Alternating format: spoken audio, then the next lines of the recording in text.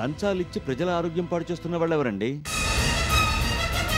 మీరు క్యాజువల్గా ఆ మాట అన్నారా, లేకపోతే ఎవరినైనా ఉద్దేశించి మాట్లాడారా?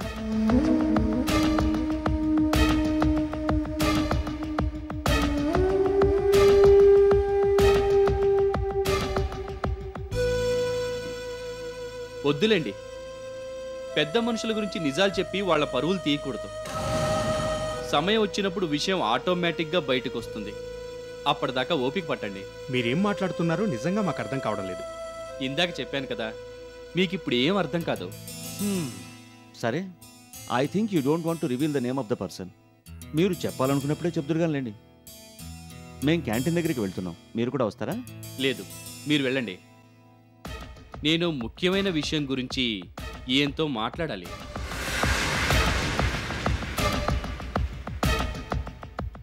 సరే, మీ ఇష్టం. See you later. బాయ్. వస్తామండి. ఓకే. మీకు ఇక్కడికి ఏమన్నా పంపించమంటారా? ఇప్పుడేం అక్కర్లేదు. నాకు ఏమొద్దు. సరే అయితే.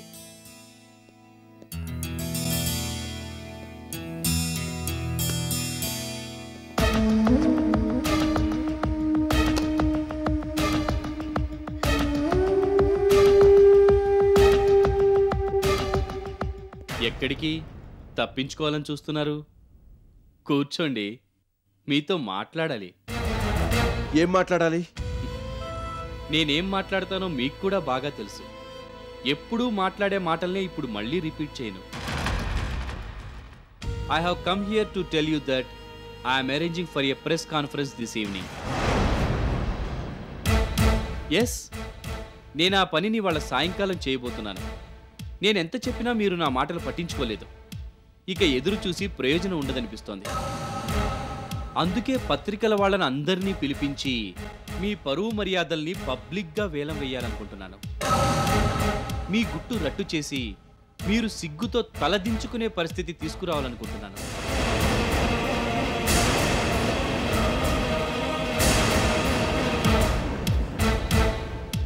ఎప్పటికప్పుడు బెదిరింపులతోనే వదిలిపెట్టేశాను. ఇక ఓపిక పట్టడం నా వల్ల కాదు. అందుకే ఇవాల్టితో మీ చాప్టర్ క్లోజ్ చేయాలనుకుంటున్నాను. ఈ దెబ్బతో మీ ఫ్రూట్ జ్యూసెస్ యూనిట్ మూతపడుతుంది. దాని ఇంపాక్ట్ మీ ఇతర కంపెనీల మీద కూడా పడుతుంది. మీ మీద, మీ కంపెనీల మీద ప్రజలకి నమ్మకం లేకుండా పోతుంది. మీ గ్రూప్ నుంచి వచ్చిన ఏ ప్రోడక్ట్ని చూసినా ప్రజలు భయపడాల్సిన పరిస్థితి ఏర్పడుతుంది. ప్రజలు, పత్రికలు, ఇతర వ్యాపారవేత్తలు మిమ్మల్ని చూసి అసహించుకుంటుంటే మీరు క్షణక్షణం నరకయాతన అనుభవించాల్సి వస్తుంది.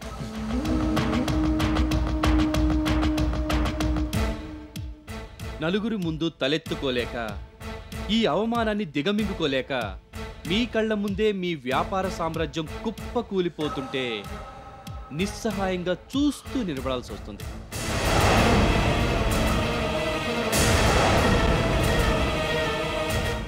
అప్పుడు మిమ్మల్ని కాపాడగలిగే వాళ్ళు ఎవ్వరూ ఉండరు. మీరు లంచాలిచ్చినా మిమ్మల్ని ఆదుకోవడానికి ఏ ప్రభుత్వాధికారి ముందుకు రాడు. వ్యక్తిగతంగా, వ్యాపారపరంగా మీరు కోలుకోలేని దెబ్బతింటారు. పూర్తిగా పతనమైపోతారు. సర్వం కోల్పోయి రోడ్డు మీద నిలబడతారు. అంతటితో ఆగితే పర్వాలేదు. మీరిలా చేసినందుకు కోపంతో ఎవరైనా కోర్టుకెళ్ళి మీ మీద కేసు వేయొచ్చు. పబ్లిక్ ఇంట్రెస్ట్తోనే అదంతా చేయొచ్చు. దాని పర్యవసానం ఏమవుతుందో ఏమో మరి.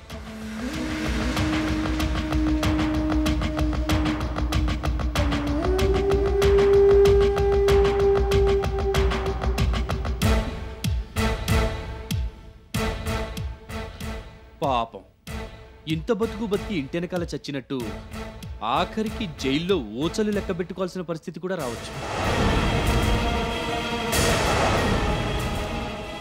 Yes, it is possible. ఎవరికి తెలుసు, ఏమైనా జరగచ్చు. పతనం ప్రారంభమయ్యాక దానికి అంతనేదే ఉండదు. ఎక్కడి నుంచి ఎక్కడికి వెళ్తారో ఎవరికి తెలుసు.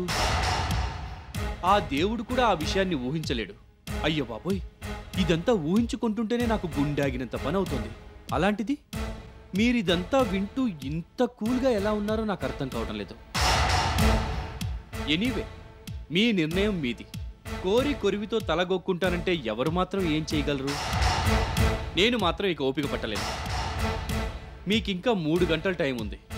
ఈలోగా నేను చెప్పిన దారిలో మీరు నడవబోతున్నట్టుగా నాకు సూచనలు అందితే మీరు బతికి పట్టగడతారు. లేకపోతే ఆ మాట పదే పదే నా నోట చెప్పించకండి. ఆ పరిస్థితి ఊహించుకోవడానికే చాలా భయంకరంగా ఉంది.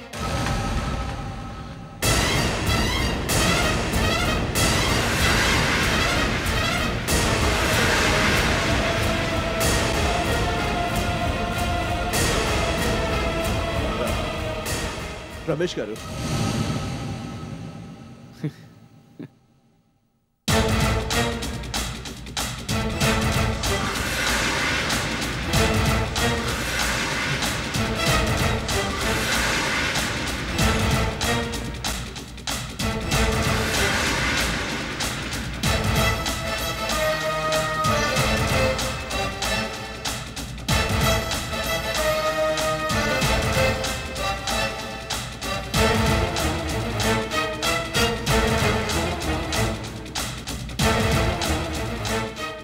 ఏంటి, ఎందుకు పిలిచారు?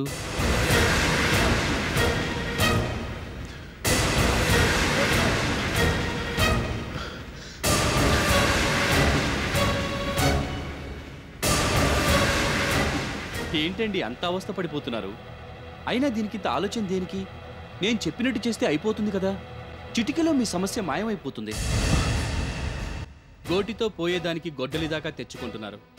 ఎనీవే, మీ హితవు కోరి మీకు ఇప్పటికే చాలా చెప్పాను. ఇక నా వల్ల కాదు. అది కాదు, నేను చెప్పేది. ఇక మీరేం చెప్పనవసరం లేదు, నేను విననవసరం లేదు. ఇప్పటికే మీకు చాలా టైం ఇచ్చాను. ఇక మాటలు కట్టిపెట్టి చేతలకు ఉపక్రమించండి. నేను చెప్పినట్టు వెంటనే చేయండి. Only that can save you now.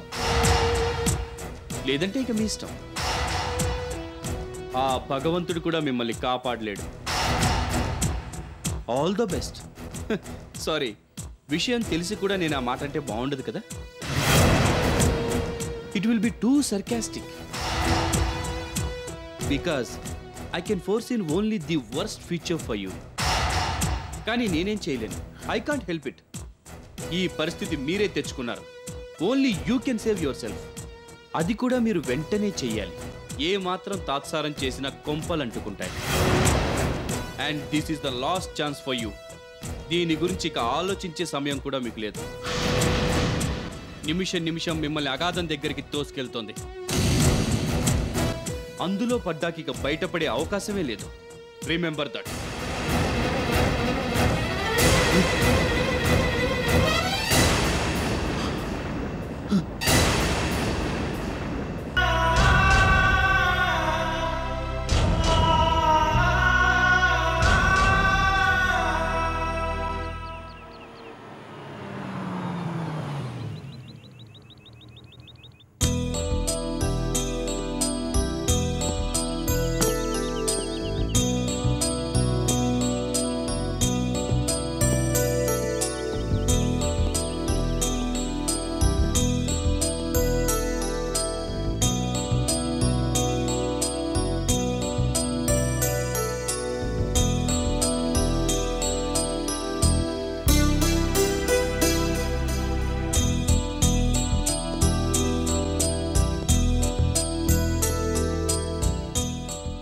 Good evening, Mr. Ramesh. Meera? What a surprise. I have got a bigger surprise for you. అంటే మీరు సుప్రతిక గారు ఈ మాట వింటే చాలా సంతోషిస్తారు. ఈ విషయం గురించి ఆవిడ చాలా రోజులుగా మదన పడిపోతున్నారని మాకు తెలుసు. ఆవిడున్నారా లోపల? లేదు, ముంబై వెళ్ళింది. ముంబైయా? అవును. మీకు సన్నుత గారు తెలుసు కదా. విన్నాను. వాళ్ళు ముంబైలో సెటిల్ అయ్యి చాలా రోజులైంది. ఏదో పనుందని రమ్మని ఫోన్ చేస్తే సుప్రతిక వెళ్ళింది. అలాగా? అవును. ఇంతకీ విషయం ఏంటో చెప్పండి. అప్పుడు బాలకృష్ణ గారు బాగా ఒత్తిడి చేయడంతో అయిష్టంగానే కంపెనీలో నాకున్న షేర్స్ అన్నీ ఆయనకు అమ్మేశాను. ఆఫ్ కోర్స్ అలా చేసినందుకు నేను తర్వాత చాలా పశ్చాత్తాపడ్డాను. ఆయన మంచి ఆఫర్ ఇవ్వడంతో వెనక ముందు ఆలోచించకుండా అలా చేసి సుప్రతీక గారిని బాధ పెట్టానని నాకు అనిపించింది. ఆ తర్వాత ఆవిడికి ఫోన్ చేసి సారీ చెప్దాం అనుకున్నాను, కానీ నాకు మొహం చెల్లలేదు. ఇప్పుడు ఆ విషయం ఎందుకులేండి. లేదు, మాట వచ్చింది కాబట్టి చెప్తున్నాను. ఎనివే, నా తప్పు నేను సరిదిద్దుకునే అవకాశం ఇంత త్వరగా వస్తుందనుకోలేదు. ఇందాకే బాలకృష్ణ గారు నాకు ఫోన్ చేశారు. కంపెనీ షేర్స్ నాకు తిరిగి అమ్మేస్తానని బాలకృష్ణ గారు చెప్పారు. నేను ఆశ్చర్యపోయాను. ఆయన సడన్గా ఈ నిర్ణయం ఎందుకు తీసుకున్నారో నాకు అంతుపట్టలేదు. ఆయన ఇలా ఎందుకు చేశారో నాకు తెలుసులేండి. ఎందుకు? అదంతా మీకు తర్వాత చెప్తానులేండి. ఇంతకీ మీతో ఆయన ఏం మాట్లాడారో చెప్పండి. ఏముంది, అసలు మీరు ఏ ప్రైస్ చెప్తే ఆ ప్రైస్కి నేను షేర్స్ అమ్మేస్తాను. అసలు మీరు డబ్బు ఇవ్వకపోయినా పర్వాలేదు, ఎలాగైనా మీ షేర్స్ని మీరు వెనక్కి తీసుకోండి అంటూ బాగా ఒత్తిడి చేశారు. ఆయన ఇలా ఎందుకు చేస్తున్నారో నాకు అర్థం కాలేదు. ఆ విషయమే ఆయన అడిగాను కూడా. ఏమన్నారు? ఏంటో చాలా చిత్రంగా మాట్లాడారు. ఇప్పుడు అవన్నీ మీకెందుకు? నాకు అవసరం ఉండే షేర్స్ అమ్మేద్దాం అనుకుంటున్నాను. దయచేసి నా మాట వినండి. మీ షేర్స్ మీరు వెనక్కి తీసుకోండి, ప్రైస్ గురించి ఆలోచించక్కర్లేదని చెప్పి హడావిడిగా ఫోన్ పెట్టేశారు. I see. ఆ తర్వాత మిగతా షేర్ హోల్డర్స్ దగ్గర నుంచి నాకు ఫోన్స్ వచ్చాయి. వాళ్ళకు కూడా ఆయన ఫోన్ చేశారట, ఇదే మాట చెప్పారట. ఆయన అందరితోనూ చాలా కంగారుగా మాట్లాడారట. వాళ్ళకి మాట్లాడే అవకాశం కూడా లేకుండా చేసి షేర్స్ వెనక్కి తీసుకోమని బతిమాలుతున్నట్టుగా మాట్లాడారట. I see. ఆయనకి ఏమైందో మాకు అర్థం కావడం లేదు. ఆయన ధోరణిలో సడన్గా ఈ మార్పు ఎందుకు వచ్చిందో అంతుపట్టడం లేదు. ఇది ఆయనకి కొత్త కాదులేండి. సమయానుకూలంగా ప్రవర్తించడం ఆయనకి బాగా తెలుసు. ఇంతగా ఆయన ఎందుకు ఇలా చేస్తున్నారంటారు? అది నేను మీకు తర్వాత చెప్తానులేండి. ఇదంతా ఓ ప్లాన్ ప్రకారం జరిగింది, కానీ నేను అనుకున్న దానికన్నా ముందుగానే రిజల్ట్ వచ్చేసింది. I'm very happy. నాకేం అర్థం కావడం లేదు. అదంతా ఇప్పుడు ఎందుకులేండి, సమయం వచ్చినప్పుడు నేను మీకు తప్పకుండా చెప్తాను. ఇంతకీ మీరు ఏ నిర్ణయం తీసుకున్నారు? ఏ విషయంలో? అదే షేర్స్ విషయంలో. ఇంకా తీసుకునేదేముంది? ఆయన అసలు మమ్మల్ని మాట్లాడనిస్తే కదా షేర్స్ వెనక్కి ఇచ్చేస్తానని గట్టిగా చెప్పారు. ఆయనకి షేర్స్ అమ్మినందుకు చాలా రోజులుగా గిల్టీ ఫీలింగ్స్తో బాధపడుతున్నాను. సుప్రతీక గారికి మొహం చూపించలేక తప్పించుకు తిరుగుతున్నాను. ఇప్పుడు ఆ షేర్స్ని వెనక్కి తీసేసుకోబోతున్నానని ఆవిడికి చెప్పి వెళ్ళడానికి ఇక్కడికి వచ్చాను. చేసిన పొరపాటుని క్షమించమని అడగాలని కూడా అనుకున్నాను, కానీ ఆవిడ సమయానికి లేకపోవడం దురదృష్టకరం. దాందే ఉందిలేండి, తనకు 2 రోజులు తిరిగి వచ్చేస్తుంది. వచ్చాక మీరందరూ కలిసి తనకి ఈ విషయం చెప్పొచ్చు. Of course. వెంటనే ఆవిడ్ని కలిసి ఈ విషయం తెలియజేసి పర్సనల్గా క్షమాపణలు చెప్దామనుకున్నాను.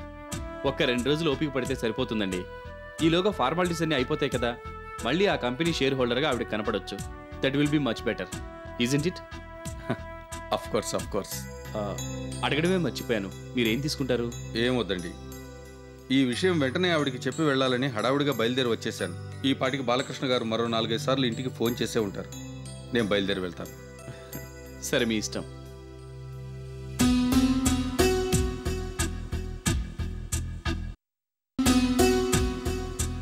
రమేష్ గారు, చెప్పండి. ఏం లేదండి, అప్పుడు ఆయన షేర్స్ అమ్మమనగానే మీకెవరికి మాట మాత్రం కూడా చెప్పకుండా నేను ఆ నిర్ణయం తీసుకున్నాను. మీరు దయచేసి మంచి మనసుతో ఆ విషయం మర్చిపోండి. ఇంకెప్పుడు అలాంటి పని చేయనని మీకు హామీ ఇస్తున్నాను. మీరు భలేవాళ్లే. మీరు దానికి అంతగా ఫీల్ అయిపోతే ఎలాగూ? అయినా మీరేం తప్పు చేశారని? You're a business man. మీరు ఆ నిర్ణయం తీసుకోవడంలో తప్పులేదు. ఎన్నాళ్ళ నుంచో సుప్రతీక గారిని సపోర్ట్ చేస్తూ సడన్గా ఆవిడికి చెప్పకుండా మేము ఇలాంటి నిర్ణయం తీసుకోవడం తప్పే.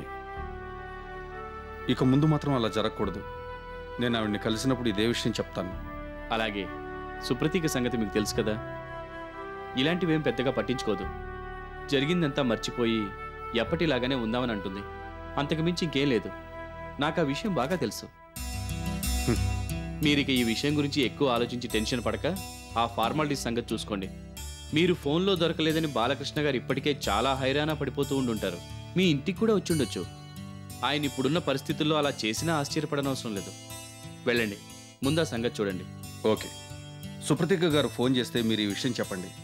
నేను ఇంటికి వచ్చి అపాలజీ చెప్పి వెళ్ళానని కూడా చెప్పండి. అలాగే, తప్పకుండా. మీరు వెళ్ళగానే నేను సుప్రతీకి ఫోన్ చేస్తాను. I know that she will feel very happy to know all this. వస్తానండి. అలాగే, thanks for the good news.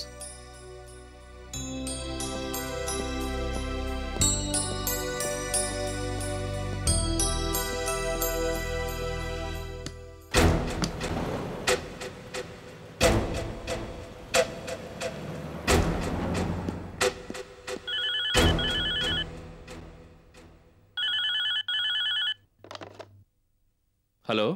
Sir Ramesh గారా? అవును నేనే. సార్ నేనే. మీకు ఇంపార్టెంట్ న్యూస్ చెప్దామని ఫోన్ చేశాను. చెప్పండి. మీరేం చెప్పబోతున్నారో నేను ఊహించుకోగలను. ఎలా సార్? ఎలాగో మీకెందుకులేండి. మన పాత షేర్ హోల్డర్స్ అందరూ బాలకృష్ణ గారి దగ్గర నుంచి తిరిగి తమ తమ షేర్లని కొనుక్కోబోతున్నట్టుగా మీకు ఫోన్లు చేసి చెప్తున్నారు.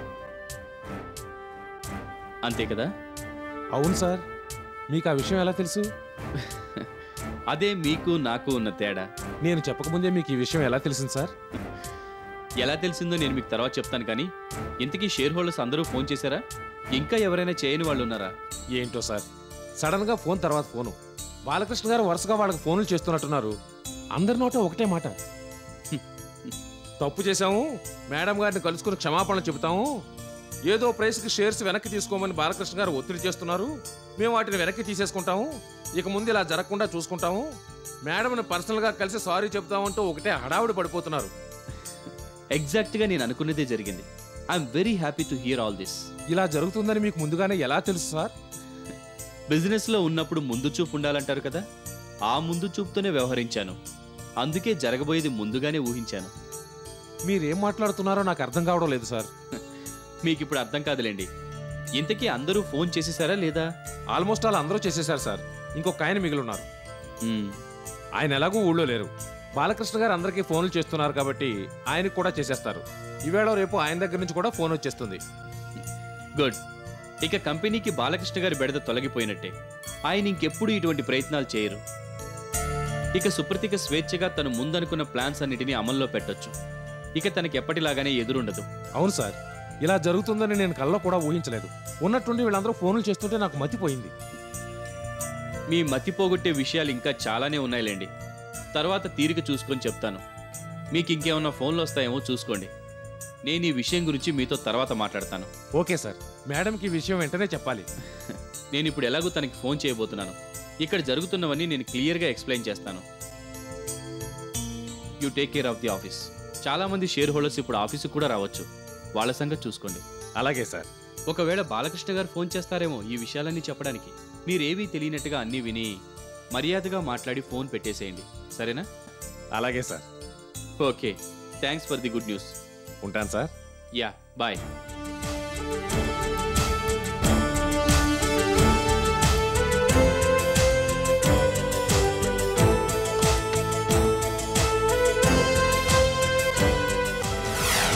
ఇలాంటి వాళ్ళకి మెత్తగా చెప్తే సరిపోదు. ముళ్ళుని ముళ్ళుతోనే తీయాలి, వజ్రాన్ని వజ్రంతోనే కొయ్యాలి. నువ్వు ఇంక దీని గురించి ఆలోచించి అప్సెట్ అవ్వద్దు. అతన్ని నేను దారిలోకి తీసుకొస్తాను. నీ దగ్గరకు వచ్చి నీకు క్షమాపణలు చెప్పి మన కంపెనీ షేర్స్ అన్ని మనకు అప్పగించి వెళ్ళేలా చేస్తాను. ఇది నేను ఆవేశంలో అంటున్న మాట మాత్రం కాదు. బాగా ఆలోచించే ఇదంతా చెప్తున్నాను. ఇన్నాళ్లుగా నువ్వు ఒక్కదానివే దీని గురించి ఆలోచించి మనసు పాటు చేసుకున్నావు. ఇప్పుడన్నా కొంచెం రిలాక్స్ అవ్వు. ఏం చెయ్యాలో నేను చూస్తాను. ఏం చేసైనా సరే ఆ బాలకృష్ణ దూకుడికి కళ్ళెం వేస్తాను. అతన్ని పొగరు అణిచేస్తాను.